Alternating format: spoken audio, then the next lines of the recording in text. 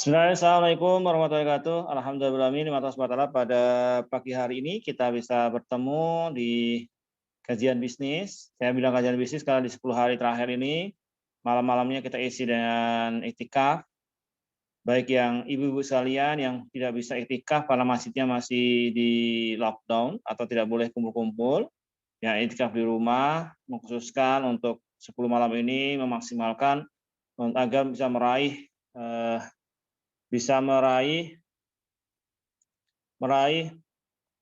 malam 1000 bulan, yaitu malam Lailatul Qadar, dan juga memaksimalkan bulan puasa ini untuk banyak tilawah Quran, karena bulan puasa lah bulannya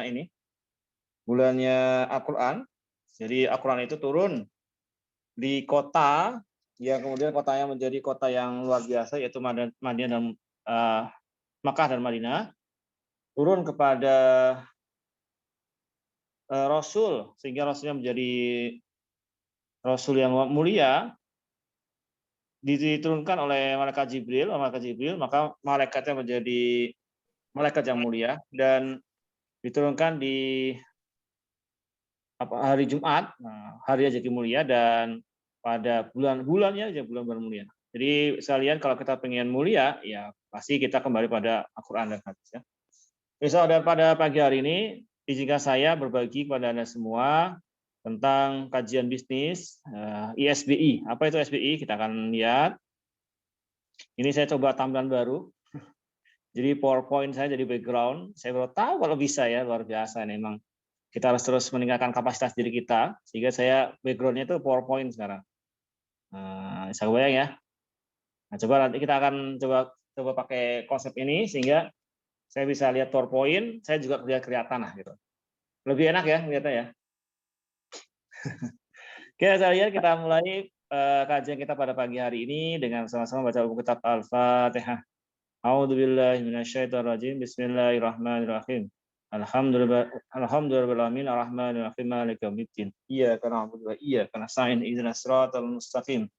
Siratal ladzina an'amta 'alaihim ghairil maghdubi 'alaihim waladdallin. Rabbi zidni ilma warzuqni fahma wa rizqan wasi'an wa amalan mutaqabbalan. Rabbi sholli sadri wa yassirli amri wal uqdatam min lisani yafqahu qawli. Sekalian, apa kabar? Alhamdulillah. Alhamdulillah, luar biasa, harus lebih baik. Allahu Akbar. Ya.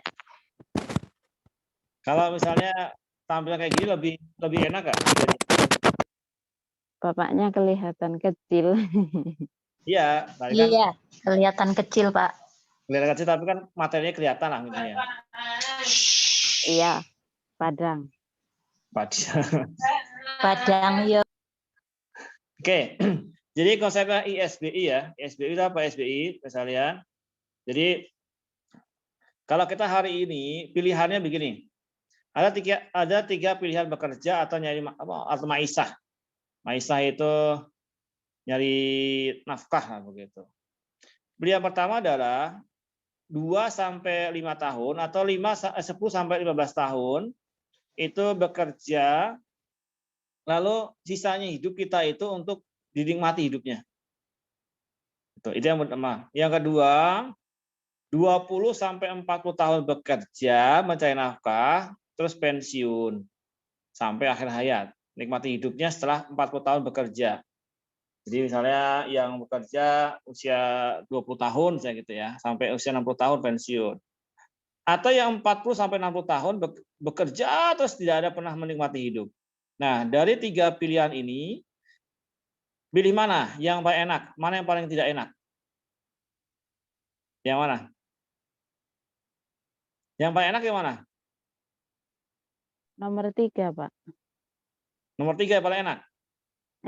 Paling nggak enak maksudnya. Paling nggak enak, oke. Ya. Yang paling enak nomor berapa? Ya. Nomor 2. Nomor 2 paling enak. Ya, Yang paling enak nomor berapa? 1, 2, 3. Nomor 2. Yang paling enak nomor 2. Yang paling enak yang nomor 1. Nomor 1 apa nomor 2 ya? Ini sebelum ini ibu-ibu. Bukan pilih yang pilih aja 1, 2, 3. 2 sampai 5, 10 sampai 15 tahun bekerja. Oh, maksudnya bukan umurnya yang kecil ya, bekerja Jadi terus usianya lahir. sama. Ini kan pada tangan itu kan hayat. Nah, akhir hayat. Nah, akhir hayat itu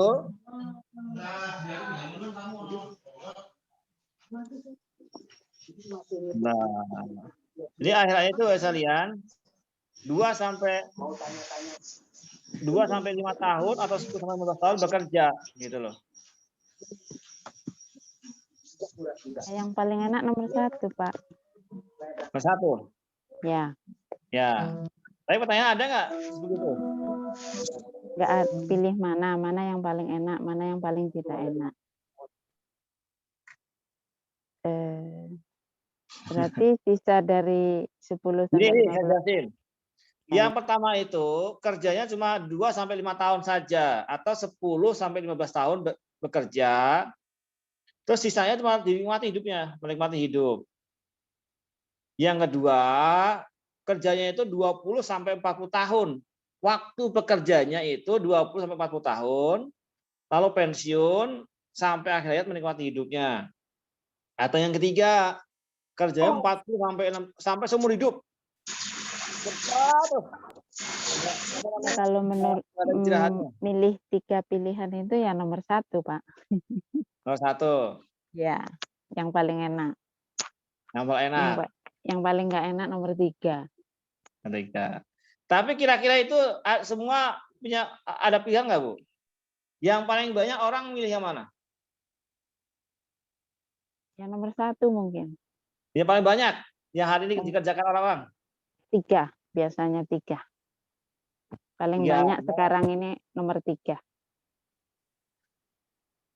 Yang paling enak apa? Nomor berapa? 1. 1. Yang paling nggak enak? 3. Nomor 2.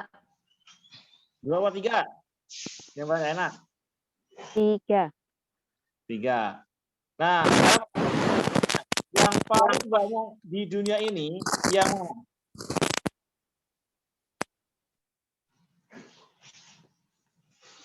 Yang paling banyak? Nomor 3. Nomor 3. Kenapa? Jadi ketika orang bekerja dari usia 20 tahun, dia terus sampai usia 60 tahun, itu 60 tahun, itu mereka pensiun memang, tapi masih bekerja. Kenapa? Karena anaknya masih gede. Anaknya belum mapan. Atau misalnya masih punya anak kecil. Jadi ada mitra saya itu usia 60 tahun, anaknya 5. Ini saya cerita sedikit begini, ini salah mitra saya. Supaya kita tidak sampai kena ini. Ada banyak kisah-kisah mitra itu. Dan luar biasa mitranya itu para edil. Itu. Tapi memang idenya nggak mau gabung grup ya, nggak tahu kenapa. Jadi yang pertama, ada saya punya mitra itu usia 60 tahun beliau masih bekerja. Bekerjanya jadi kan dulu orang tinggi lah, kenal dengan banyak petinggi, menteri dan sebagainya. Begitu pensiun, usahanya bukan, jadi keluarga itu punya usaha bengkel pesawat, banyak nggak bengkel pesawat? Nah, usaha bengkel pesawat. Lalu tahun 97 itu karena krismon, bengkelnya tutup, lalu masing-masing jalan sendiri-sendiri, buka sendiri. Nah, mitra saya itu karena udah kenal dengan orang tinggi, beliau nyari orderan di orang tinggi itu. Padahal itu termasuk orang kaya ya. Kalau Bu Vivin pasti tahu lah, marganya Andi. Nah, ini Bu Marlaya ini ada Andinya ya. Jadi marganya Andi ya. Andi itu kan kalau nggak salah dia Bu Vivin ada Bu Vivin ya? Ada, Pak. Kalau Andi itu di Bugis apa tuh? Nama apa? Apa itu bangsawan, Pak, bangsawan, keturunan raja. Bangsawan ya. Keturunan raja ya. Nah, mitra saya itu ada nama Andinya itu. Jadi seluruh orangnya ada Andinya semua. Jadi memang orang bangsawan. Nah, jadi ketika beliau itu usia 64 tahun, sakit, lalu istrinya gabung HNI untuk ngobatin suaminya. Ibu kan awalnya sih ikut kuliah Tibu Nabawi sama saya. Niatnya pengen ngobati suaminya. Nah, suaminya dalam dia terus saya ajak gabung HNI waktu itu, awalnya nolak. Wah, nolak banyak banyak panjang kali lebar lah nolaknya. Saya ajak waktu itu ini, "Ayo Bu, HS aja rutin di rumah." Lama-lama gabung masuk. Nah, ketika masuk, yang luar biasa itu adalah saya lihat rumahnya itu kok udah rumahnya gede tapi kok ini banyak genteng yang apa banyak yang keropos dan sebagainya. Ya, saya lihat suaminya tetap meskipun udah stroke, masih stroke ringan, jadi dia kena stroke 2 kali. Itu masih tetap bekerja, masih nyari uang lah gitu loh. Padahal saya lihat, ini orangnya udah kaya banget, harusnya kan udah menikmati hidup. Padahal waktu itu usia 60 tahun. Sampai sekarang kayaknya masih bekerja. Nah, yang kedua ada mitra saya itu suaminya ini kerja di keuangan BI. Keuangan BI dengan gaji waktu itu bilangnya 35 juta. Waktu itu saya bilang, waktu saya dengar gaji 35 juta, gede banget ya. Waktu itu saya masih bonus ya 3, 4 juta, 5 juta paling gede ya. Saya bilang, gede banget itu, uang nggak habis-habis soalnya. Tapi begitu ngerasain juga ya habis juga. Jadi beliau itu punya investasi banyak, rumah banyak di mana-mana, istrinya itu biasa hidup enak, dikasih kendaraan, kasih supir dan sebagainya, dan luar biasanya beliau itu usia 30 berapa gitu, pisah sama istrinya, lalu nikah lagi usia 40 tahun. Dapat anak gadis usia 20 tahun, 20-an tahun. Nah, anak gadisnya polos lagi kan. Di telepon itu suaranya merdu-merdu gitu. Mau nggak sama temanku gitu. Nah, kakaknya bilang begitu. Oh, di telepon. Oh iya mau, suaranya merdu, kayak enak, nggak lihat wajahnya. Dan istrinya ini anak rumahan, jarang gaul gitu. Begitu nikah, kaget, ternyata luar biasa. Usianya udah 40-an, ya udah lanjut nikah sudah. Dan luar biasanya pas usia 60 tahun itu beliau punya anak 5. Yang paling kecil itu usianya bukan kelasnya, usia 4 tahun, bayangin. Jadi ada bapak usia 60 tahun, anaknya masih 4 tahun. Jadi anaknya itu 4 tahun, SD, SMP, SMA, kuliah. Wis. Pas beliau pensiun. Dan pensiun pun beliau itu udah sakit-sakitan. Nah, ketika itu dorong istrinya untuk bisnis. Nah, kalau bisnis, nah suami ini pengennya jadi hakim agung. Jadi begitu pensiun dari keuangan, pengen lamar jadi hakim agung. Itu nggak ada capeknya, bro. Usia udah 60 tahun. Orang kalau misalnya ke masjid itu sama anaknya disangka sama cucunya. Gitu. Nah, permasalahan timbul adalah ketika istrinya itu suruh bisnis, dimodali sama suaminya karena orang besar kan, orang punya duit besar itu dimodalin berapapun. Nah, udah karena dia jadi investor dadakan, nggak pernah belajar invest, ya udah uang habis, modal ada orang nawarin bisnis, investasi apa begitu kan, keluarin 200 juta, hilang. Itu terjadi. Itu jadi. Dan sekarang juga ada mitra-mitra baru saya itu yang dulunya orang-orang hebat, begitu suaminya sakit, istrinya yang yang hari ini ngurusin bisnisnya. Ya beda banget tuh, beda banget asli. Yang ngurusin suaminya atau yang ngurusin istrinya beda banget. Coba kalau misalnya ibu-ibu nih, ibu-ibu suruh ngurusin bisnisnya, bisnis suami kayak apa? Nah, wah ini kayaknya Bu Mali lagi di jalan ya, lagi naik mobil ya, pakai seatbelt.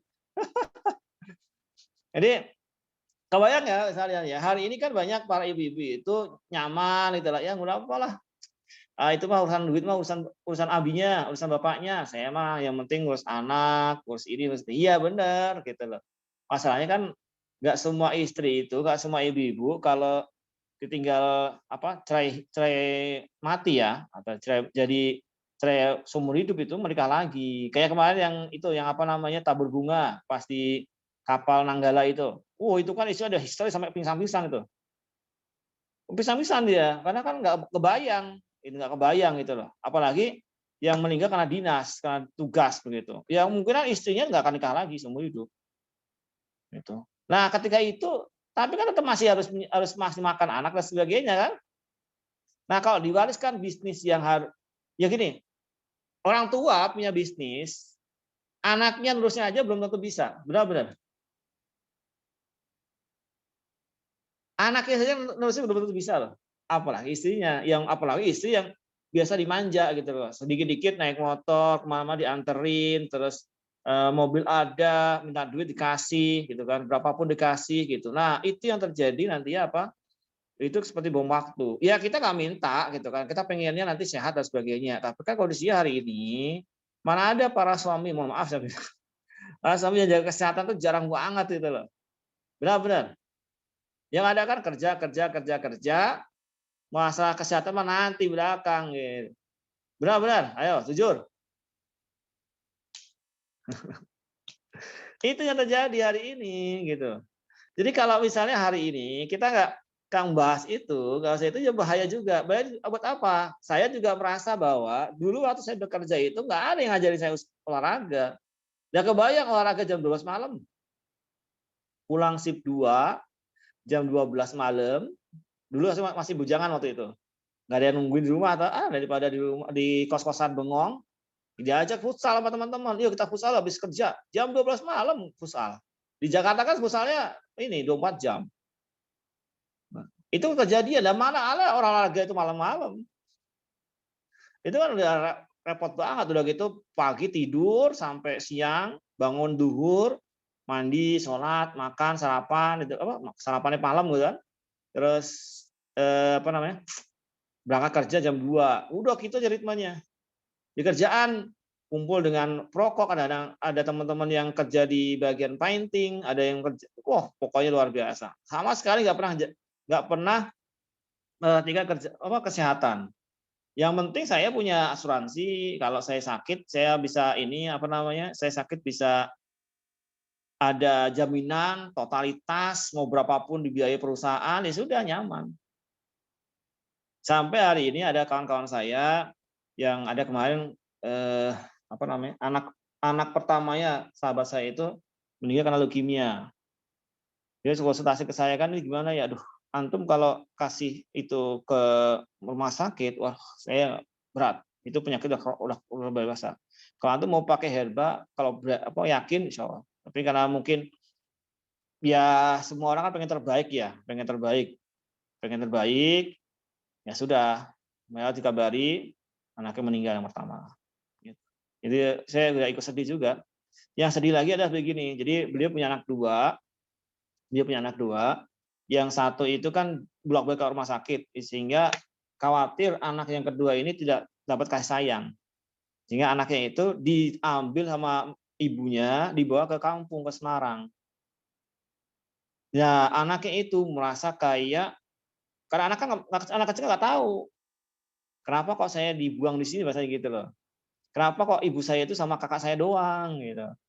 Sehingga ketika ditelepon sama ibunya nggak diangkat. Nggak mau ngomong sama ibunya. Yang mau ngomong sama bapaknya doang. Dan anaknya merasa marah itu sama bapak ibunya. Karena merasa dibuang. Kebayang sekalian. Ketika ngelihat orang lain sama bapaknya sama ibunya naik motor gitu kan. Sore-sore jalan-jalan. Nah, itu lihat ya sendirian. Kan kasihan gitu loh. Saya juga merasakan bagaimana saya itu jauh dari bapak dan ibu, meskipun bapak ibu di rumah. Karena ibu saya kerja, bapak saya itu petani dan aktivis ormas masyarakat gitu loh. Jadi jarang banget di rumah kalau malam itu. Udah gitu ibu saya kadang masuk malam, ya udah di rumah berdua aja sama adik saya itu kadang kan. Nggak tahu kita mau ngapain, bengong, nggak ada TV, nggak punya macem-macem. Ya udah, kadang-kadang tidur, kadang-kadang kalau kita dulu ingat banget waktu kecil itu pengen nonton G13 SPKI. Nah, ingat dulu G13 SPKI. Nah, karena kita nggak punya TV, kita pengen nonton di tetangga, sama ibu nggak boleh nggak boleh bener gitu loh. Saya nekat nonton, wah bisa dimarahin, dimaki-maki sebagainya itu. Ya karena kondisi ibu saya waktu itu saya baru paham sekarang, dulu sakit hati banget, itu sakit hati banget dimarahin itu. Wah kayak apa ya, luka yang nggak sembuh-sembuh lah gitu. Tiap hari dimarahin itu, salah terus gitu. Padahal saya itu masuk berprestasi. Jadi begitu saya gede gini baru tahu, oh iya gimana ibu saya nggak marah. Orang tiap hari itu kerja dari pagi sampai sore, udah gitu pulang, masak, nyuci, ngepel, gosok, semua kerjain sendiri.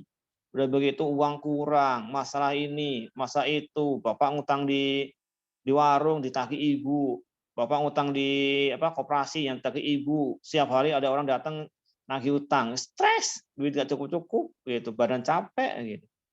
Nah itu yang kemudian menjadikan ibu saya itu temperamental. Padahal ya kalau saya bilang bapak saya nggak pernah ngapa-ngapain, bapak saya itu orang alim gitu loh. Cuma karena itu aja, karena ekonomi. Nah itu yang terjadi di masyarakat Indonesia hari ini. Banyak orang hari ini memilih untuk bekerja mencari nafkah 40 sampai 60 tahun. Karena nggak pernah berpikir nanti ke depan itu kita kan nggak akan sehat terus maksudnya. Kita nggak akan usia itu nggak akan muda terus gitu loh. Nah, coba kebayang dulu waktu masih muda. Nih Bu Marla ini waktu masih pakai putih abu-abu. Bu Diana pasti pakai putih abu-abu coba. Kebayang nggak? Bebasnya hidup itu. Hidup tuh bahagia banget gitu loh. Nggak punya beban, nggak punya tagihan gitu kan. Sama teman-teman tuh kita ini LDK, ya ikut. Naik gunung siap gitu kan. Mau mau ikut kalau bahasa laki-laki kan kepanduan begitu kan. Nggak pulang-pulang siap gitu loh. Wah itu masyarakat banget. Begitu punya anak, lalu punya suami, punya anak, beban hidup masuk, udah. Banyak hari ini terus ibu-ibu terus ya sudah saya harus bekerja begitu. Pilihannya begitu. Nah, ini pilihan yang sebenarnya saya mengibaratkan bahwa ada loh pilihan lain selain bekerja seumur hidup, ada yang cuma 2 sampai 5 tahun atau paling lama 15 tahun bekerja dan sisanya menikmati hidup. Siapa itu? Kita kenal dengan sahabat-sahabat. Ada sahabat Utsman bin Affan. Utsman bin Affan itu beliau pebisnis handal, kaya raya, asetnya triliunan misalnya. Tapi setiap malam beliau bisa sholat tahajud sampai khatam Quran, bayangin. Kita ini yang bukan apa-apa ya, masih longgar lodang itu bahasanya kalau orang Jawa itu ya. Sholat tahajud itu sejam aja udah kayaknya udah ngantuk, capek, lelah. Itu Utsman bin Affan itu paginya dia jadi saudagar kaya luar biasa, khalifah. Malamnya itu kan itu siangnya bagai singa di rimba gitu. Jadi malamnya jadi rahib peritih pilu gitu. Jadi nangis-nangis macam-macam. Kita kenal dengan misalnya Khalifah Umar bin Khattab. Ketika beliau jadi khalifah itu 2 tahun beliau sakit. Padahal Umar bin Khattab itu dulu orang yang paling gagah perkasa. Itu kalau naik kuda perang. Ibu pernah lihat kuda perang nggak? Kuda balap. Kan dia tinggi. Di sini ada di Salatiga itu ada pacuan kuda, itu kudanya tinggi-tinggi. Gede-gede gitu, harganya miliaran dia. Itu sahabat Umar itu, Khalifah Umar itu kalau naik kuda itu sampai kakinya sampai menyentuh tanah loh. Saking tinggi dan gedenya itu. Kan dijuluki singa padang pasir, gak ada yang berani sama dia. Itu begitu jadi khalifah, 2 tahun sakit meninggal. Kalau nggak salah dibunuh kalau nggak salah ya Umar itu ya. Jadi apa ya? Karena beliau tiap malam itu keliling ke ini, jadi jenderal, jadi presiden begitu kan. Tiap keliling belusukan, belusukannya beda gitu kan, nggak pakai kamera, nggak pakai wartawan gitu loh. Belusukan, datang ke melihat rumah-rumah mana yang perlu dinafkahi dan sebagainya gitu. Oh, itu luar biasa. Bahkan pernah kan kisah saya beliau itu dengar seorang ibu masak batu kan, anaknya sampai ketiduran sampai dia marah-marah kan, itu mana nih Khalifah Umar begitu. Ketika dia tahu langsung dia pikul sendiri dari Baitul Mal ke rumahnya, sampai ajudannya itu kan pengen gantiin, nggak usah, ini tanggung jawab saya, kamu mau mikul beban dosa saya nanti di akhirat. Itu yang presiden yang bagus begitu. Tapi sayang Indonesia belum punya gitu ya, kayak Erdogan misalnya gitu ya. Beliau membeli kentang seluruh rakyat Turki, dibeli harga tinggi oleh pemerintah, lalu dibagikan ke rakyat lagi. Itu kan keren banget kalau sampai begitu ya. Aduh sayang ini memang harus menyiapkan generasi masa depan gitu ya. Nah, sehingga wajar kalau hari ini masyarakat Indonesia itu belum kepikir untuk ngurusin ekonomi, ngurusin ini. Orang lebih milih kalau milih caleg itu, caleg presiden dan sebagainya itu milih yang ngasih duit paling gede. Makanya kadang-kadang kali ini jadi anggota dewan itu yang penting punya duit kadang-kadang. saya di pengajian ibu-ibu setelah sosialisasi pulang nggak ngasih apa-apa gitu, pada ngomong itu mau jadi caleg kok pelit amat sih, nggak ngasih duit itu nggak ngasih apa gitu. Kalau saya bilang, malah saya punya duit itu eman-eman banget ya kalau dikasih, belum tentu milih gitu. Itu banyak banget. Saya tawarin, Pak mau nggak suara sekian ratus? Ya siap. Gimana? Ini harus ini Pak, ngamplopin satu orang paling nggak minimal 50.000. 50.000 kali 200 berapa ya? Udah lumayan banget itu. Saya bilang, adalah biarin aja, nggak jadi biarin aja, bodoh amat saya bilang. Itu gedean jadi HNI lah gitu. Yang benar gitu. Jadi itu yang menarik saya lihat bahwa memang jadi kasusnya itu karena banyak orang mencari nafkah seumur hidup, itu nggak kepikir untuk bangun negara, ya boro-boro gitu loh. Banyak orang ketika pembatasan mudik ini bersyukur ya, alhamdulillah ada alasan untuk nggak pulang gitu. Kenapa? Orang yang berani mudik itu adalah orang yang punya bekal. Itu aja kuncinya. Orang kalau nggak punya bekal, nggak akan berani mudik gitu. Nanti kan di rumah pasti ngasih ibu, ponakan, saudara-saudara gitu kan. Bawa mobil sendiri pun tetap harus punya bekal. Makanya kita kan lebih baik kita nyiapkan bekal untuk pulang akhirat ya, mudik ke akhirat gitu. Nah, bagi mereka yang punya bekal banyak, kayak Imam Ghazali misalnya gitu. Imam Ghazali itu dia tahu habis subuh nanti saya meninggal. Beliau malamnya itu udah siapin kain kafan, udah siapin kafannya, udah wasiat ke anak-anaknya, ke keluarganya. Nanti kalau saya meninggal begini-begini ya. Itu Imam Ghazali itu. Karena beliau punya bekal. Ada kan bukunya 40 hari sebelum kematian, pernah baca loh. Nah, itu ada bukunya itu 40 hari sebelum kematian. Ada ciri-cirinya. Ada kawan saya itu minta saya, istrinya itu kan anaknya 7 atau 6 gitu, perempuan semua. Itu beliau itu punya bid'ah banyak. Nah, ada bukunya itu 40 hari menuju kematian. Dari istri saya baca sebelum meninggal. Nah, jadi ibu-ibu belilah itu buku itu. Supaya apa? Supaya menyiapkan mati. Jadi begitu udah siap, oh ini malaikat datang nih, berarti saya mau meninggal gitu. Itu persiapan. Karena orang yang paling cerdas itulah orang yang dia menyiapkan untuk akhirat, bukan nyiapin dunia. Kalau nyiapin dunia mah ya kita cukup makan alhamdulillah gitu loh. Makanya kalau barang siapa mengejar akhirat, maka dunia akan datang dengan terhina. Tapi kalau barang siapa mengejar dunia, dia akan bisa jadi akhirat belum dapat, dunia juga belum dapat. Saya lihat aja gini aja, saya contoh Ustaz Hidayat. Ustaz Hidayat itu kan kerjanya apa, Bu?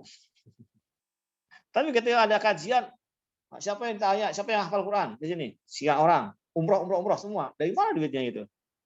Sekalinya 400 juta sekali ini. Isi kajiannya paling berapa amplopnya? Maaf ya, nggak mungkin 400 juta. Itu yang kemudian luar biasa gitu lah. Nah, karena pilihannya ada pilihan ini. Kadang-kadang kita milih ya sudah apa yang bisa saya kerjakan aja. Padahal ada pilihan lain. Ada yang pilihan lain gitu. Jadi Anda itu nggak harus bekerja seumur hidup. Sahabat-sahabat itu kalau bekerja, berdagang itu setengah hari aja. Setengah hari selesai, udah sisanya buat ibadah, buat nikmatin hidup. Tapi kaya raya gitu loh. Nah kita kadang udah berjuang habis-habisan, banting tulang dibanting-banting gitu, kepala dari kaki dari kepala, kok nggak segi-segi gitu. Nggak kaya-kaya ini kenapa ini ada yang salah di diri kita gitu loh. Apa yang salah gitu loh. Padahal sahabat itu kan luar biasa sekalian. Kalau sedekahnya nggak tanggung-tanggung, Umar itu sedekah seluruh hartanya, Abu Bakar itu seluruh hartanya diinfakkan. Kalau bahasanya ibu-ibu, suaminya itu begitu ada panggilan jihad misalnya itu, atau bangun masjid, seluruhnya saya sedekahkan buat buat masjid. Kira-kira ibu gimana? Ayo, sekuat-kuatnya Bu Marlene lah gitu. Gimana? Nah, nanti kita mau angkat apa ya gitu loh. Ya karena kita sebagian pekerja. Kalau Abu Bakar menyediakan seluruh hartanya, besok dapat lagi gitu loh. Orang hasil miliaran. Ibaratnya gini. Ada sahabat itu ada sahabat sampai lupa namanya. Itu beliau itu dalam waktu 1 bulan itu bisa menghasilkan sekitar 150 miliar hasilnya itu. Keren nggak? Pulang dagang itu, beliau pulang dagang dapat 150 miliar dalam bentuk keping emas. Kalau uang sekarang kan uang kertas, itu nggak jelas. Uang 50.000 sama uang 1.000 itu nggak sama harganya. Tapi kalau keping emas kan beda. Satu keping emas kan bisa puluhan juta gitu loh. Nah, dibawa pulang ke rumah, dikasih istrinya. Nih, Mi, tolong kondisikan. Gitu. Itu keping emas itu segede banyaknya, sama istrinya dalam 1 malam habis. Tinggal sisakan kalau di cruise itu paling 150 jutaan lah. 100 juta paling itu untuk keluarga aja. Dia apa yang nama istrinya itu? Dikasih piring-piring kecil, lalu dikasih koinnya di situ. 2, 3, 2, 3. Taruh di semua rumah tetangga-tetangganya. Itulah hebatnya kalau muslim itu, kalau dia dagang. Jadi kalau dia bisnis, kalau dia membangun usaha itu, tenanan gitu bahasa orang Jawa. Bener-bener. Bukan untuk nyari harta buat sendiri, bukan. Terlalu kecil. Mereka untuk mencari harta sebanyak-banyaknya lalu dibagikan sebanyak-banyaknya. Nikmati sedikit aja. Itu yang menarik. Nah, itu bedanya kita dengan mereka. Kita itu udah kayak ada dibanting-banting. Saya dulu ngerasain banget, berangkat subuh, pulang isya gitu kan. Nah, kayaknya kok nggak ada capeknya. Kadang-kadang berangkat subuh, pulang lagi, subuh lagi, kadang pernah gitu. Itu kok nggak kaya-kaya gitu loh. Ya karena saya berpikir masih sendiri dan keluarga. Belum berpikir yang lebih banyak. Nah, itu kenapa sebenarnya ada pilihan loh, ada pilihan ketika hari ini kita itu bisa 2-5 tahun saja bangun sesuatu, bangun bisnis, kerja, sisanya menikmati hidup. Artinya apa? Artinya kita konsep orang kaya itu bukan orang yang mencari uang, tapi uang yang mencari dirinya. Itu hebatnya orang kaya. Jadi ketika nyarinya gampang, Bu, nyarinya gampang, itu ngelepasnya juga gampang. Tapi kalau nyarinya susah, ngelepasnya susah banget. Itu kayak lengket dompet gitu loh. Uang itu kalau udah masuk dompet tuh, itu mau keluar lagi itu susahnya luar biasa. Asli itu lengket itu. Karena nyarinya udah perjuangan habis-habisan. Tapi kalau nyarinya enak, tinggal duduk, datang sendiri duitnya, dia ngisi kajian aja rutin, datang aja duitnya. Ini penting. Di kotak saya, Ungaran itu terkenal dengan tahu bakso. Tahu bakso Bu Puji. Ini saya sebutin aja. Saya nggak mau promosi, bukan. Tapi saya tak kenal, Pak. Orang itu luar biasa loh. Bapaknya itu, suaminya itu kerjanya apa coba? Kerjanya cuma ibadah aja. Tapi kalau sekali kurban itu kambing 1 truk gitu. Bayangin nggak kambing 1 truk?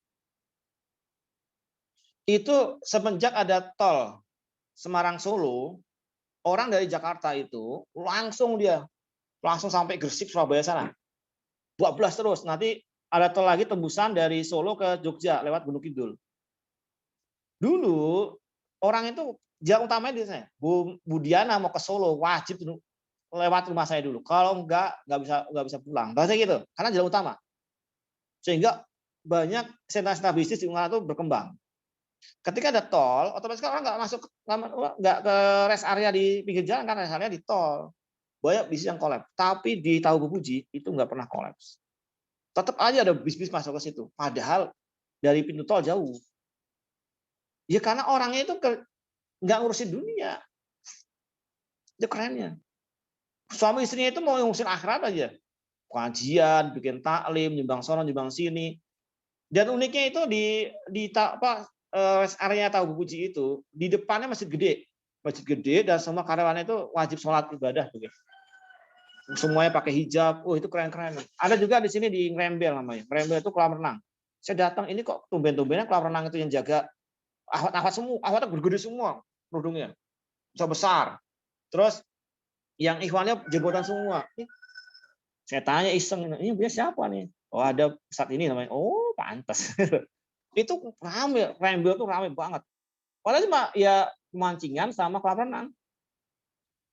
Nah, itu yang namanya adalah tidak harus kita tuh habis-habisan nyari duit. Karena yang punya rezeki kan Allah SWT. Paham saya? Itu konsep yang mana hari ini Anda mau ikutin cara mana? Cara barat yang adalah uang ada waktu adalah uang, time is money gitu kan, business is business, atau cara Islam.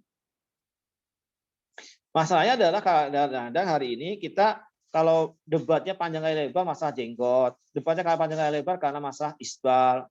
Tapi belum ada yang membahas tentang masalah bisnis, dengan masalah usaha, ikhtiar. Seakan-akan bisnis, usaha itu di luar agama, atau jangan mencampurkan usaha atau bisnis dunia itu dengan agama, nggak boleh. Padahal harusnya semua itu ada aturannya. Itu yang menarik sekalian, maka 3 pilihan ini yang Anda harus pilih gitu loh. Jangan sampai seumur hidup Anda mencari nafkah terus. Kapan ya akhiratnya? Jangan sampai yang ada lagu siapa itu? Subuh kesiangan, siang kerepotan, sore di perjalanan, maghrib kecapean, isya ketiduran. Ya apa salah? Benar-benar. Saya kebayang kalau dari Tangerang kerjanya di Jakarta. Berangkat jam berapa itu? Mau naik mobil, naik bis, tetap aja berangkat subuh.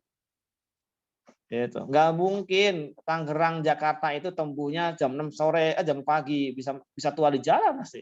Apalagi kalau kerjanya di segitiga emas. Tamrin, Sudirman, lewat tol dalam kota Jakarta, tua bisa. Saya pernah itu sore-sore ngisi HS di Serang. Pulang ke Bogor. Itu di tol Bitung ya, Bitung nggak saya, Bitung itu. Macetnya ya Allah berjam-jam saya itu. Sampai tua di jalan tuh, udah ngantuk, udah capek, nyampe sendiri. Yang ada tuh teriak-teriak marah-marah, emosi. Kalau ada mobil nyalip gitu aja, udah emosi banget itu. Wajar kalau usia orang-orang kotanya itu pendek-pendek. Beda orang kampung. Orang kampung tiap pagi bersubuh, nunggu suruk, misalnya gitu kan, sholat fajar. Terus itu ke mana namanya? Ke bersuruk, suruk ke sawah, nyantai kan, ambil cangkul, ketemu orang gimana kabarnya Bu gitu.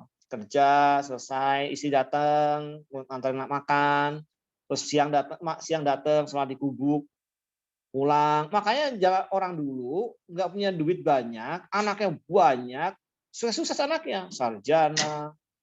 Coba deh, lihat saudara-saudara ibu hari ini dari semua toh. Kenapa orang sekarang anaknya cuma 2, cuma 3, nggak jadi semua? Itu bedanya gitu loh. Jadi keberkahan itu ada di situ. Jadi kita kenapa Bapak sekalian, ya jangan sampai kita seumur hidup mencari nafkah terus. Kapan kita istirahat ya? Kapan kita ngejar akhiratnya? Gitu. Makanya itulah kenapa ada buku yang Anda wajib baca, namanya Life Begin 40. Hidup dimulai dari usia 40 tahun. Rasulullah itu 40 tahun udah nggak ngurusin bisnis, nggak kerja. Hidupnya buat umat. Bill Gates itu 40 tahun itu Microsoft itu dikasih ke orang kepercayaannya, lalu hartanya dibagi ke anak-anaknya. Dia langsung bikin yayasan untuk anak terlantar di Afrika, di mana-mana begitu. Sayangnya beliau kafir ya, non muslim. Coba kalau dia muslim. Jadi life become 40. Jadi hidup itu juga dari 40 tahun. Karena ada bukunya itu usia 40 tahun apa-apa itu saya lupa ya. Dibaca itu persiapan menuju usia 40 tahun. Usia emas. Wah, saya udah lebih dari 40 tahun gimana gitu kan. Saya udah baru bisnis usia 40 tahun ya nggak apa-apa. Karena banyak juga yang sukses di usia 40 tahun ke atas gitu loh. Ada di zaman Rasul kan ada yang masuk Islam masih kecil, ada masuk Islam udah sukses kayak Abu Sufyan, ada Khalid bin Walid, ada macam-macam dia udah sepuh-sepuh baru masuk Islam banyak. Jadi satu pembahasan yang menarik kajian bisnis kita adalah Anda kalau hari ini tidak mau berubah ya selama gitu. Itu. Apa kita mau menukar kebahagiaan kita dengan uang? Bapak Ibu tahu nggak bagaimana orang Afrika nangkap monyet? Atau nyari air? Tahu? Bagaimana caranya orang Afrika itu nyari air? Ada yang tahu?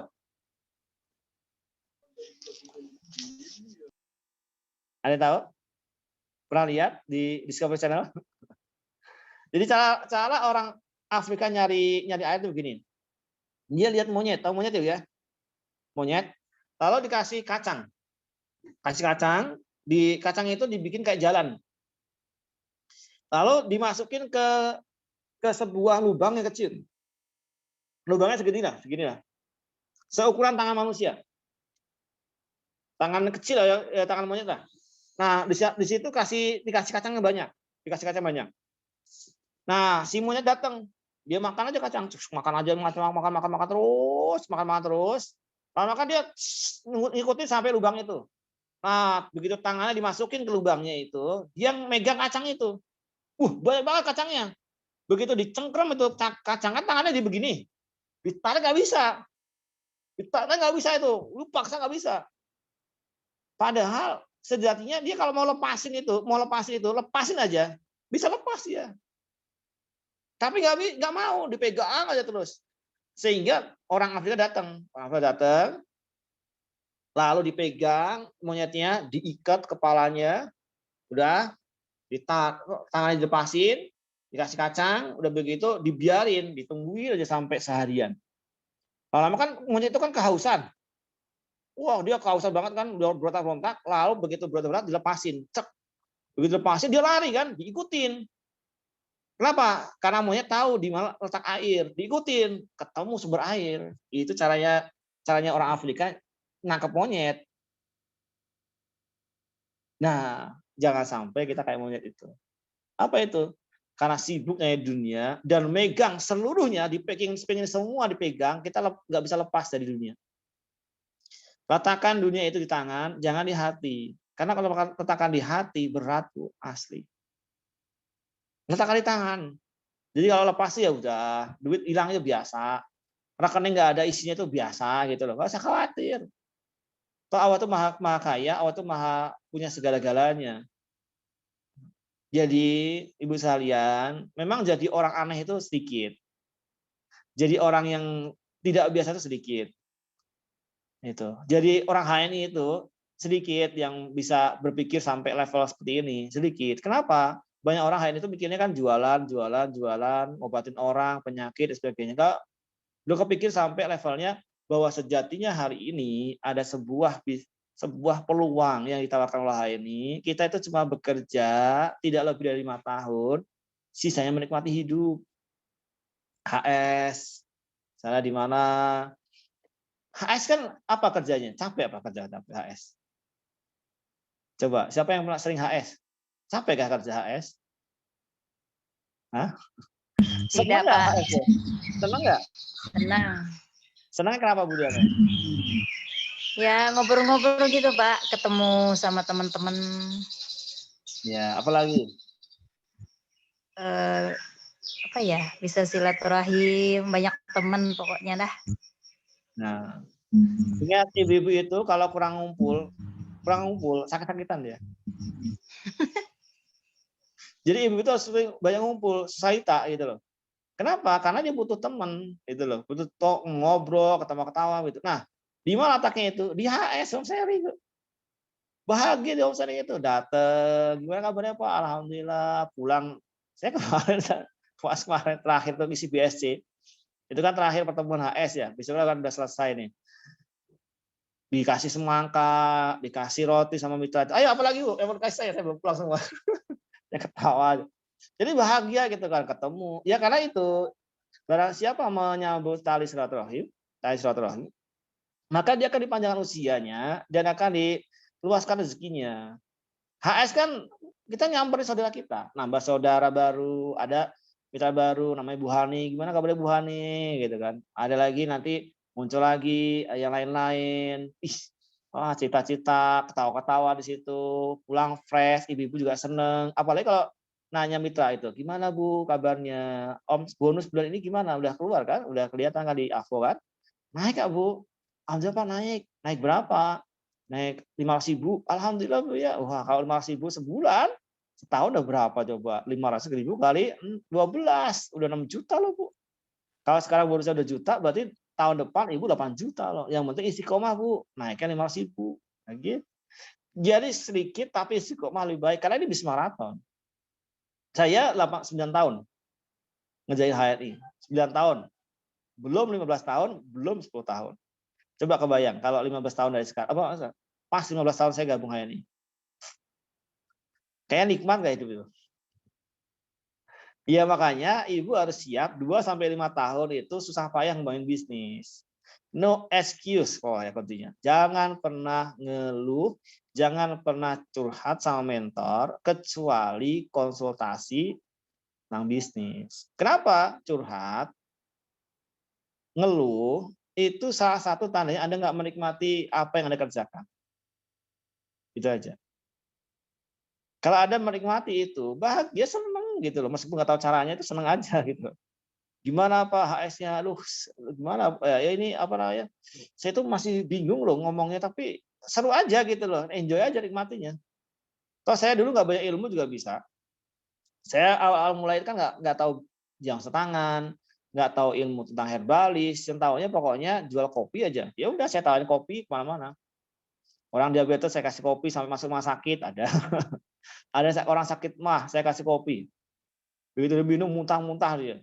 Gimana Pak ini terusin gitu. Sampai 3 kantong baru sembuh. Itu ya bahagia kalau ingat tuh ya berani banget dulu ya. Ya, kenapa? Karena bisa itu doang. Jadi enjoy, nikmatin enjoy, santai. Karena tahu ke depan itu pasti lebih baik. 2-5 tahun, kalau Anda milih yang nomor 1, Anda harus siap berjuang habis-habisan. 2-5 tahun saja. Ya itu maka kata orang bangun bisnis itu 2-5 tahun itu kayak panjang kali, lama kali. Tapi nggak kerasa udah kerja 40 tahun gitu loh. Waktu 40 tahun itu bayangin. Saya kan kali dulu kerja di apa namanya di Honda dulu ya, kerja masang stiker kan. Saya masang stiker itu saya bayangin kalau teman-teman saya di rumah ngapain ya gitu loh. Mereka yang punya bisnis ngapain ya di rumah ya gitu loh. Apakah di sana itu ini kayak saya hari ini gitu. Ngapain mereka ya? Kayaknya enak kayaknya ya kalau di rumah, kerja di rumah, bisa jalan-jalan begitu. Ya itu terjadi. Waktu kita ngatur sendiri, penghasilan kita yang ngatur sendiri. Kan ya ini kan enaknya begitu. Hal itu enaknya gitu. Kita bisa menentukan sendiri berapa gaji yang kita minta. Kita kan bosnya, kita kan komisarisnya. Tapi sayangnya lah kita pekerja juga. Jadi kita menentukan sendiri, kita kerja sendiri gitu loh. Nah, kalau kita nggak pernah menentukan berapa kita mau dapat, ya repot. Artinya gini ya sekalian. Makanya saya bilang bahwa Anda kalau memilih nomor 1, Anda harus siap bangun 2-5 tahun kerja kerasnya. Perawatan sampai 15 tahun lah minimal. Tapi Anda bisa menikmati hidup setelah itu. Kebayang sekalian, kalau misalnya pandemi selesai, lalu teman-teman Hong Kong, Bu Listi, terus ada Mbak Usnul, ada kan yang lain-lain, undang saya ke Hong Kong, berarti kan saya bisa jalan-jalan ke Hong Kong kan gitu. Kan begitu, benar-benar.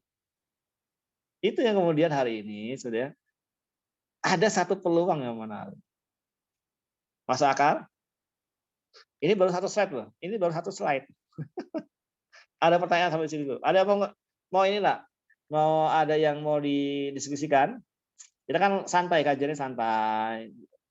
Nggak tahu ini. Ada yang mau didiskusikan? Silakan Bu Melani.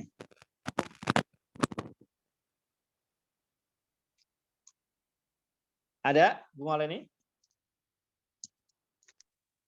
Siapa mau ini? Mau ada diskusi tentang apa yang saya sampaikan hari ini? Atau ada yang sepakat? Enggak Pak, saya mau pengen kerja aja seumur hidup ya. Monggo, ini kan namanya pilihan. Semua pilihan itu ada konsekuensinya. Semua pilihan pasti punya resiko yang ditanggung gitu loh. Resiko kerja di kapal, resiko kerja di laut ya tenggelam itu biasa resikonya. Resiko kerja di perusahaan, ya ada teman saya itu yang jarinya hilang, ada yang kegencet gitu kan, banyak resiko. Setiap ini pasti punya resiko. Nah, Anda tahu nggak kerja di HR ini resikonya apa? Kalau HS-nya di tetangga, HS-nya di RT sebelah, HS-nya di RW sebelah, di kampung sebelah yang nggak naik motor, nggak ini, resikonya apa? Terkenal. Terkenal, apalagi kalau tahu mereka itu tahu bonus kita, itu proposal itu nggak berhenti datang itu. pakai WA, ada yang japri gitu kan, tiap hari ada santunan. Saya sering kan dapat Pak Kholi yang budiman gitu kan. Panti asuhan kami akan mengadakan buka bersama dengan anak yatim. Ada lagi itu LED data WA gitu kan. Pak, ini kita lagi mau bangun jalan nih buat ke masjid gitu kan. Nah, ini 1 meter 100.000. Antum mau ngambil berapa gitu kan. Ada lagi saya masuk lagi hampir tiap hari. Tiap hari. Dari mulai yang menawarkan kartu kredit, yang menawarkan pinjaman gitu kan. Tinggal iya aja Pak, nanti pinjaman datang gitu. Pinjaman online lah, yang kredit ini, kredit itu banyak banget gitu. Pertanyaannya kalau dulu nggak pernah dapat ya gitu loh. Dulu itu nggak pernah dapat, kenapa sekarang dapat? Itu saya nggak tahu juga kenapa. Belum lagi dari pihak bank nawarin yang emas lah, yang haji lah sebagainya. Ya nggak tahu juga ya, karena kan rekening giro BC itu atas nama saya. Jadi itu kadang di situ ada uangnya 1 miliar, kadang-kadang 400 juta, gede-gede begitu. Padahal itu rekening giro perusahaan yang ada di nama saya doang, nempel nama doang. Tapi kan tahunya orang yang punya saya itu. Oke. Nah, ibu sekalian, kita bahas satu slide dulu, nggak jauh-jauh. Anda biar merenung dulu lah, ngebayangin. Anda itu mau milih yang mana? Silahkan aja, Anda pasti punya pilihan kok. Yang menarik adalah gini, kalau Anda pilih nomor 2, 20 sampai 40 tahun bekerja, pertanyaannya apakah usia Anda itu sampai usia 60 tahun gitu loh. Gitu.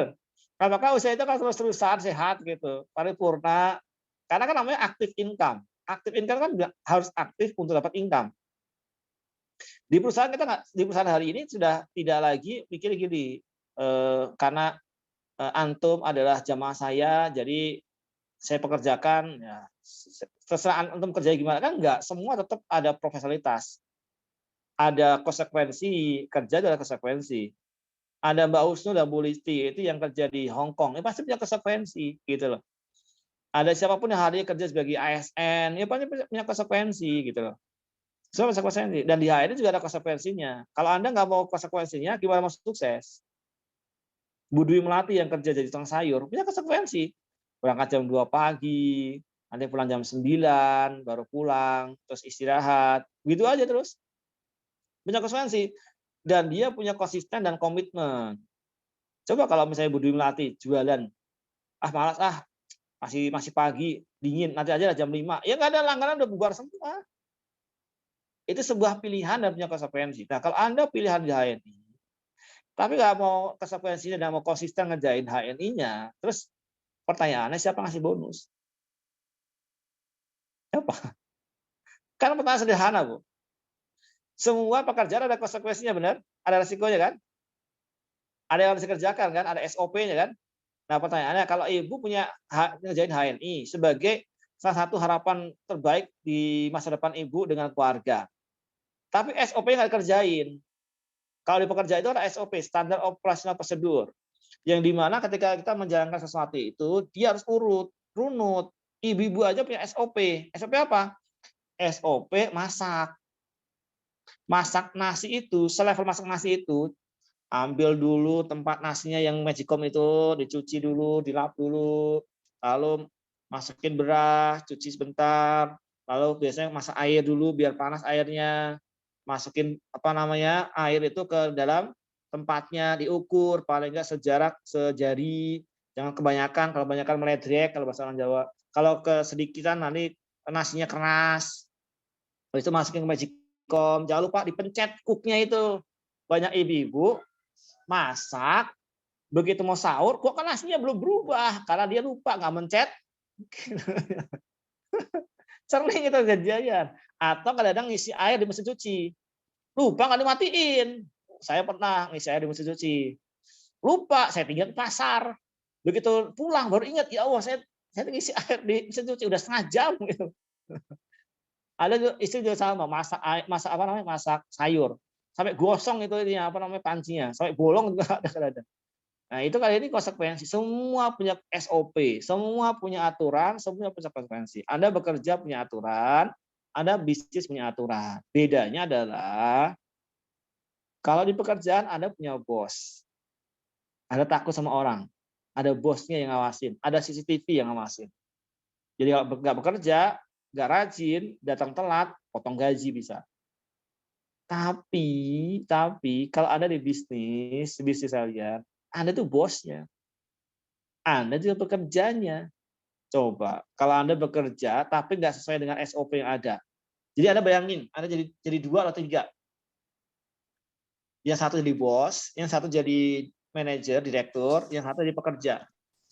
Dan itu semua Anda semua. Kira-kira Bu Marleni jadi bos, ngelihat Bu Marleni jadi pekerja, kerjanya nggak sesuai SOP, apa yang dikerjakan Bu Marleni yang jadi bos itu? Kamu bisa kerja nggak? Hah? Kerja kayak gini menjadi LED gitu pasti. Nggak layak namanya gitu loh. Nah itu namanya konsekuensi Bu. Jadi bayangin bahwa kenapa orang itu lebih senang di kerjaan, lebih senang di kantor, karena yang dikerjakan sudah ada, dan dia punya atasan, dia punya ditakutin. Kalau bahasa gini, Cina itu jadi kuat karena dia takut dengan Amerika. Dia punya musuh Amerika yang takutin itu, Cina. Yahudi bisa kuat karena dia di tengah-tengah orang Arab gitu loh. Kecil negaranya. Singapura itu bisa kuat. Kenapa? Karena di sampingnya Malaysia, Indonesia, di tanah Melayu orang beda sendiri gitu.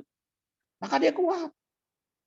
Kalau nggak ada yang takutin, kita tuh kadang-kadang terlalu enak, terlalu nyaman. Itu kenapa konsepnya itu Allah SWT itu menciptakan surga dan neraka. Ada orang yang tergerak karena surganya, ada orang yang tergerak karena nerakanya. Jadi kalau ada nggak, misalnya gini, coba kalau misalnya surga dan neraka nggak ada, misalnya gitu. Pertanyaan kita masih gimana? Kan level kita itu, level saya ya, mungkin yang lain pasti lebih tinggi. Level saya itu, saya sholat masih takut karena neraka. Orang-orang diiming-imingi, kalau antum masuk surga, nanti itu akan minimal satu kita itu, laki-laki itu, punya 70 bidadari. Itu paling ciri-cirinya, paling level rendahnya itu. Bidadari itu nggak pernah dibayangkan oleh mata, nggak pernah dibayangkan oleh otak kita, nggak pernah kelihatan di mata, dan luar biasa ya. Mohon maaf, ini laki-laki ya. Lihat orang-orang, misalnya orang Turki itu aja, masya Allah luar biasa, itu kan ciptaan Allah itu indah banget gitu. Apalagi bidadari, gitu loh. Dan ada bercanda begini, bercanda. Ada ustaz bercanda itu. Gini nih, kalau istri nggak ikut kita, yang penting kita kasih tahu. Kenapa, Ustaz? Iya, nanti kita itu di surga itu, kan setiap begitu orang udah masuk surga dan neraka, udah jelas itu hukumnya, udah jelas. Lalu malaikat datang ke kita. Itu kamu nggak kasihan sama istrinya? Nggak mau istri kamu tuh. Nah, kenapa? Itu istrimu di neraka, ya bodoh amat. Dulu waktu dunia ngapain nggak mau ikut saya? Saya udah enak dengan istri saya di sini, ada 70 dan 70 itu perawan terus, bayangin. Kebayang nggak, Bu? Jangan bayangin ibu-ibu sekarang. Dinikahin, dulunya masih kecil, pinggangnya masih langsing, begitu punya anak 3, udah berubahnya banyak gitu. Kalau bidadari nggak berubah, nggak perlu makan, nggak perlu minum, nggak perlu BAB, kentutnya bau gitu, nggak kayak kentutnya wangi gitu loh maksudnya. Luar biasa, ya seneng. Nah, ketika ada pasangan kita yang dia masih di neraka, ya kalau kita udah berusaha ajak di waktu di dunia, nggak mau, ya itu urusan dia. Gitu loh. Nah, itu yang menarik ya, bahwa kondisi itu yang kemudian hari ini ya sekalian, kita itu kalau jadi jangan terlalu baper-baper banget gitu loh. Adik sendiri Pak nggak mau ikut gitu. Ya biarin. Yang penting kita udah ajak, kita udah ikhtiar maksimal, udah itu aja. Tugas kita kan itu. Tugas kita itu bukan mikirin hasil. Hasil itu haknya Allah SWT. Itu haknya Allah SWT. Jangan pernah ngikutin haknya Allah SWT itu. Jangan ngambil haknya itu. Biar ya itu udah rahasia Allah SWT. Mau besar banget, itu urusan Allah SWT. Yang penting kita itu memantaskan diri untuk dapat hasil yang besar. Mantas sendiri gitu loh. Karena ada antara ikhtiar dan hasil itu kadang tidak ada hubungannya. Memang nggak ada hubungannya. Anda tuh nggak ada hubungannya antara ikhtiar dan hasil. Nggak ada hubungannya. Jadi kalau Anda melihat hari ini adalah harusnya saya bekerja begini dapat segini, ya nanti bikinnya lah yang dapat itu aja. Tapi kalau Anda memasakkan pada Allah SWT, kadang-kadang kita kerjanya 1, dapatnya 1.000, 1 juta, 2 juta bisa. Kenapa? Karena itu serahkan hasil pada Allah SWT. Yang penting kita ikhtiar maksimal sebisa mungkin dan sebaik mungkin, dan terus meningkatkan kapasitas diri kita supaya ikhtiar kita semakin maksimal. Itu aja tugasnya. Kita nggak usah bikin hasil, Pak, Bu. Oh, saya kalau ikut coaching LED, budget LED, nggak mungkin juga, belum tentu. Gitu. Saya bilang nanti yang ikut coaching itu, yang 70 orang itu udah bayar itu belum tentu juga semua jadi LED. Kenapa? Yang di grup aja nggak banyak aktif kok. Saya yang komen berapa orang, Pak? Bu Vivin, Bu Maleni, Bu Diana, itu aja kan yang di komen tuh, Mbak Usnul, Bu Listi, itu. Yang lain mana? Jadi kita nggak bisa. Yang penting kita ikhtiar. Saya ikhtiar coaching dan sebagainya. Tapi kan nggak, itu semua hasil usaha masing-masing. Hasil itu kadang-kadang tergantung sama siapa. Doa orang tua, doa pasangan. Kalau saya doa istri, ridhonya ibu, anak-anak, tetangga, saudara, mitra. Mereka berdoa buat kita dan kita sukses dari situ. Bukan karena ikhtiar kita. Ikhtiar kita mah nggak ada apa-apanya. Saya kadang-kadang malu dengan apa yang dikasih Allah SWT pada saya lewat HNI. Kerja saya belum maksimal gitu loh. Kayak malu banget gitu loh. Ya Allah, saya itu belum apa-apa kok. Dikasih banyak banget begitu loh. Dibandingkan saya ngelihat saudara-saudara saya ngelihat teman-teman saya yang kerjanya itu luar biasa ya. Wah, itu udah bela-belain ngontrak, terus berangkat naik motor, belum lunas, hujan-hujan, gerimis-gerimis, pulangnya udah mikir gimana nanti ini gitu kan. Dengan saya hari ini ya alhamdulillah motor nggak nyicil, rumah nggak nyicil gitu kan. Terus bisa tiap hari sama keluarga, itu kan kayaknya kok saya tuh kadang-kadang jadi malu gitu loh. Malu kok. Allah SWT itu ngasih banyak harta ke saya, banyak kenikmatan ke saya, tapi saya itu belum terlalu banyak taatnya gitu. Masih banyak banyak balelonya kalau bahasa orang mah. Masih banyak bandelnya gitu loh. Masih belum sempurna, itu kadang-kadang malu. Ya saya itu belum ikhtiarnya belum maksimal banget sama yang lain, kayak kok saya kok gini, oh ya kok dikasih banyak banget, khawatir ini jadi istijrot begitu. Itu khawatir begitu. Makanya kenapa Abraham bin Auf itu berdoa, ya Allah jangan semua engkau kasih saya di dunia, sisakan saya di akhirat begitu. Karena beliau merasa bahwa yang dikerjakan sedikit tapi hasilnya gede banget. Bahkan kalau istilahnya itu sahabat Abraham bin Auf itu ngambil batu aja itu di bawahnya ada emasnya gitu. Saking hebatnya begitu loh. Nggak punya modal dalam waktu 7 hari udah kaya raya. Kami dengan kita. Kita udah nggak punya modal, udah nggak punya macam-macam, udah banyak macam-macam tapi kok. Nah itu kemudian hari ini misalnya kita coba di kajian-kajian kita hari ini kita lebih kepada pemahaman bahwa sejatinya itu Anda mau bekerja, Anda mau nyari bisnis semuanya itu ada rezekinya, ada rezekinya. Karena kalau misalnya gini, Anda milih antara pilih begini, Anda jadi direktur di perusahaan dan jadi tukang cilok, Anda milih mana coba? Ya apa tukang cilok itu kan usaha sendiri Pak, saya jadi bos buat diri sendiri. Ya iya, tapi kan bandingannya direktur. Enggak banget gitu loh. Masa ya tukang cilok banding sama direktur? Paling bandingan jadi direktur, ketahuan gitu loh. Tapi kalau direktur sama HNI kira-kira gitu. Gede mana? Ya Ibu sekalian harus tahu. Di mana gedenya? Saya dulu nggak bisa bandingin. Nggak bisa bandingin. Sekarang bisa bandingin. Dan saya bisa pede ngomongnya. Sederhana gini, kalau Anda cuma direktur, saya eksekutif direktur, Pak. Kalau di kartu nama itu Loyal Crown Executive Director PT HNI. Wah, itu keren. Seakan-akan itu yang punya HNI saya gitu loh. Makanya jangan heran ada orang-orang yang dapat kartu nama saya itu, baik orang asing, orang Indonesia, Singapura, Malaysia, semua ini yang saya kasih kartu nama itu. Taunya itu yang punya HNI saya. Ketika dia ketik HNI itu halal internasional, wah itu kelihatan perusahaan besar. Saya taunya yang punya itu. Kenapa? Kartu namanya kan Loyal Crown Executive. Itu kan gede banget, itu pangkatnya gede banget. Di luar itu kan lihatnya pangkat, bukan lihat hasil. Kalau kita lihat kan direktur kayak kaya rakyat, begitu saya masuk rumahnya sama aja gitu loh. Hampa gitu. Ada banyak dulu ada mitra itu. Ini apa ya? Kita mengkaji bukan ngomongin ya, karena saya nggak ngomong nyebut nama ya. Itu anaknya itu lahirnya di Belanda, ada anaknya di mana gitu. 3 tahun dia di Belanda, 3 tahun di Mekah, 3 tahun di ini. Enak banget itu. Saya bilang, enak banget ya. Itu bisa pindah-pindah negara gitu, Bu. Iya, Pak, soalnya suami saya itu staf ahli di Kementerian Luar Negeri. Nah, itu loh. Jadi kadang dikirim kemana 3 tahun gitu. Saya bilang enak banget. Ya, anaknya jadi bingung. 3 tahun bahasa Belanda, tahu-tahu bahasa Arab gitu loh. Kebayang nggak? Tapi enak. Dan luar biasa ya begitu sepuh.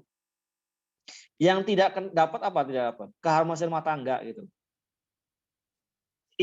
Istri kita saya itu udah usia 60-an itu, kena kanker payudara. Karena dia terlalu strict. Kalau strict itu gini, misalnya pembantunya nyuci atau ngepel. Dilihat dia itu kok ngepelnya mah gitu banget itu, nggak bersih. Dia anak guru pembantunya, begitu pembantunya pulang, dipel ulang, dicuci ulang lah, apa ada pembantu coba. Itu ada hal-hal begitu. Udah gitu saya lihat anak-anaknya itu nggak ada yang di situ. Semuanya pergi, nggak ada yang ngajak ngobrol ibunya, nggak ada yang mijitin kan. Ada mijitin, ini Bu capek Bu ya, saya pijitin ya gitu. Itu. Oh, ini Pak ya, kita makan bareng. Enggak. Aduh, saya kadang ya Allah ini rumah gede kok kayak kosong kayak rumah hantu begini gitu. Serem amat. Nggak ada orangnya gitu. Gede banget rumahnya. Itu istri saya tak ajakin ke rumahnya bisa itu. Wih, gede banget ya rumahnya. Iya ya. Kalau kita punya rumah kayak gini enak ya. Iya, itu gede banget rumahnya. Bisa kalau tidur itu bisa selonjoran gitu.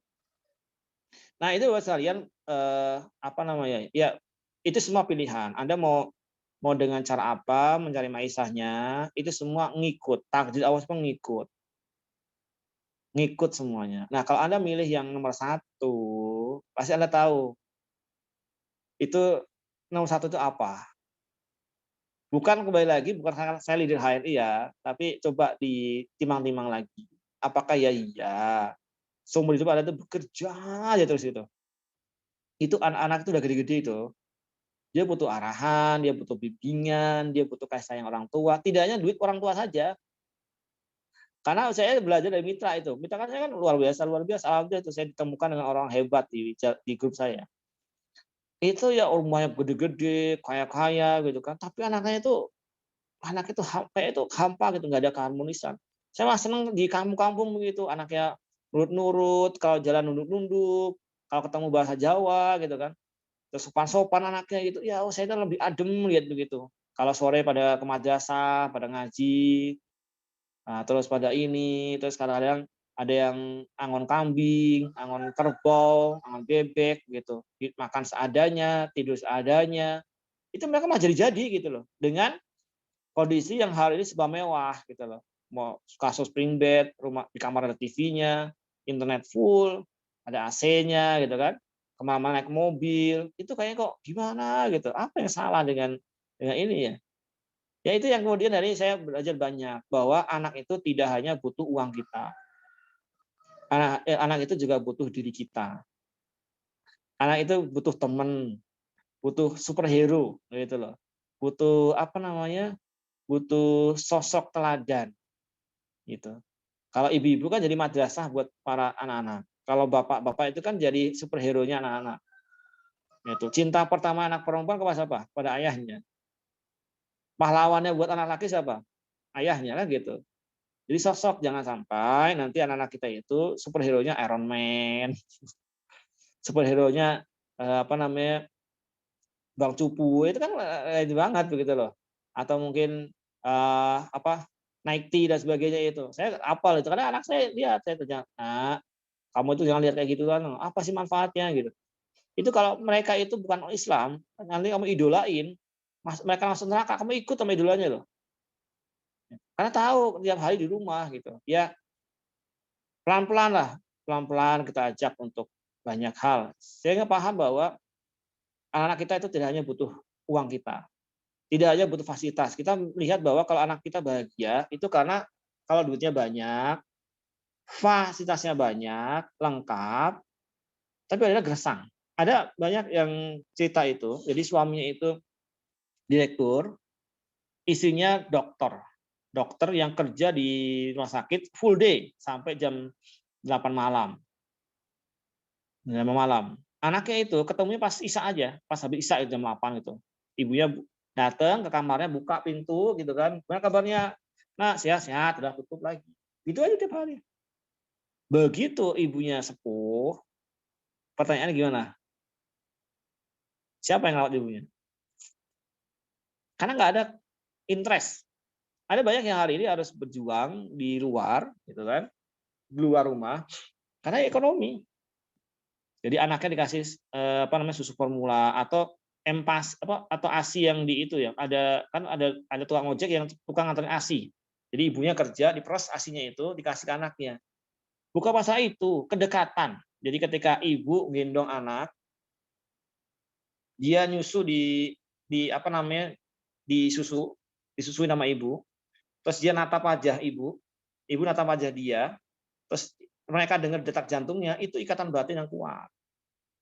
Itu ikatan batin yang kuat. Sehingga anak itu tidak terlalu susah dia. Kenapa anak saya susah diatur banget sih? Ya ibu dulu kasih susu apa? Dulu kasih susu apa, Bu? Ya karena banyak orang itu melihat bahwa kalau dua-duanya bekerja itu ekonomi cukup semua. Padahal nggak juga, nggak harus. Nggak harus gitu. Itu sekalian perenungan kita hari ini, kajian kita pada pagi ini. Jadi 3 hal aja. Nanti kan ada banyak nih, masih banyak materinya. Masih ada 30 slide gitu ya. Ya memang kajian kita kan santai, mendalam, terus kita merubah mindset, kita juga merenung diri kita sendiri, jangan sampai kita salah langkah dan salah ambil ini mumpung belum terlambat, mumpung malaikat maut belum nyampe kita, mumpung kita belum di data antrian.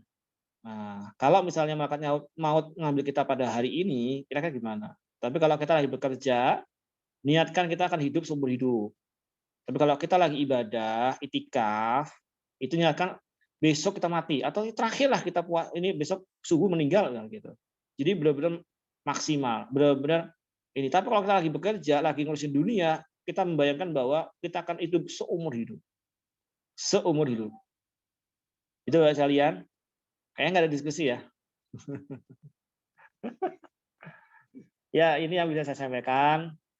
Sedikit banyak di 10 hari terakhir ini kita maksimalkan dengan banyak iktikaf. Yang belum bisa iktikaf di masjid karena masjidnya masih tutup atau nggak boleh ngumpul-ngumpul, tetap maksimalkan di rumah. Buat satu kamar yang khusus untuk iktikaf di keluarga di situ. Nggak ngurusin ekonomi, ngurusin bisnis, matikan handphone malam-malam. Makanya saya usahakan habis tarawih itu saya matikan handphonenya supaya nggak keganggu dengan konsultasi mitra, curhatan mitra dan sebagainya begitu ya. Nanti siang lah insya Allah. Gitu. Seperti itu, semoga bermanfaat. Ini kayaknya perlu di-share ke YouTube nggak nih? Atau kita kata aja? Pak. Hah? Di-share toh. Di-share ya. Iya. Ya itu mungkin saya ngomong begini bukan yang paling hebat, bukan yang keluarga saya juga anak-anak saja bukan. Semua keluarga punya tantangan masing-masing. Semua orang punya ujian masing-masing. Semua orang punya cobaan masing-masing. Semua orang punya ini masing-masing. Yang penting adalah kita saling mengingatkan. Watawasau bil haq watawasau bis sabr. Saling mengingatkan pada kebaikan dan saling mengingatkan dalam kesabaran. Kenapa sekalian? Kita ini kan hidup itu nggak bisa sendirian. Kita kan bersaudara. Saya saudaranya saya mengingatkan. Ya kalau saya banyak salah ya diingatkan gitu. Japri Pak, ini salah Pak, hadisnya ini. Ada Pak beberapa orang japri saya. Itu bukan hadis Pak, itu nggak matanya nggak jelas, jadi nggak apa-apa. Saya siap dikoreksi. Kenapa? Saya masih anak muda, masih banyak belajar. Saya masih banyak belajar untuk belajar kehidupan sama Bu Marleni yang lebih senior dari saya gitu kan. Ya karena secara usia, secara pernikahan mungkin lebih lama ya. Nah, Bu Diana juga gitu kan.